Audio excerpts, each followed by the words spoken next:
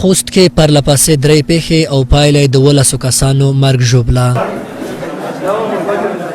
سه شنبه خوست د دریو پرله پسې چاودنو شاهد وو چې وایي د خوست ولې په موټریس کاروان بله هم د اردملي په موټر چاودنه او دریمه بیا د ملت په کور کې د خوست خلکو استازی مسخورین د یوې پیښې ښکار شو چې په درې واړو پیښو کې د نظامیانو په ګډون 12 کسانو ته مرګ ژوبله اوښتي چې د یوه کس روغتیایي حالت نازک ښودل شوی. بلخوا بیا د ولایت مقام د قربانیانو شمیر 14 ښیي چې له جملې 2 امنیتي سرتېري دي او زیاتوي چې د نورو کسانو په اړه به وروسته له رسنیو سره معلومات شریک کړي.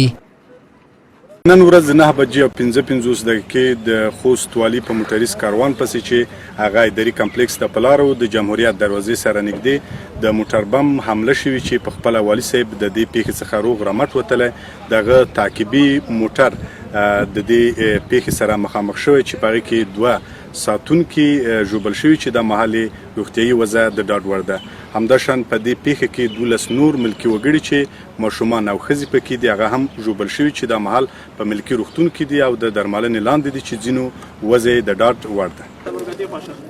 قرباني شوي کسان وایي چې سهار د کاروبار لپاره له کوره تاکل وکړ چې په پایله کې دردونه نصیب شول. دوی وایي کله چې د والي موټریس کاروان په تېرېدو و ناڅاپه درز شو وروسته چې خبرېږي په ملکي روغتون کې د تداوی لاندې دي. مونږ ورور مې ولایت کې مې تذکره او د جوړول هغه مې چې کله وخوسته د هغه ته عمومي سړک ته چې ورسېدو دغه ځای کې د والي صاحب که څوک په موټر یې تېرېده نو یوه ناڅاپه چاودنه وشوه. بس زه ورور مې دواړه ولګېدو یوه څنګ ته شو وشه دوی هم مریضون شبخانې ته انتقال کړل. رنجر سره دې نه چې په وروتم د والي موټر نه روغلل وشه د مانس کې وم دم شو نور ولاکه په داسې خبره چې دا موټر بم وي غازه کې وشه وشو بخاری نه بچای اخو زما د ایوان اس پسره دراشو میرا موټر ته همین فکر نه وش یا بو کی اثر وی ایوان اس چې مونږ راتیر شو مخته مونږ چې مخته راتیر شو چې ګرام شو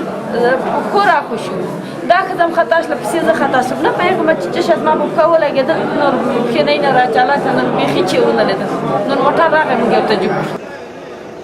د ویلو دا چې 2 ورځې وړاندې خوست ښار کې د نامعلومو کسانو له لوري ځای پر ځای شوې مایع چاودنې له امله یو پولیس ټرافیک هم ټاپي شوی و.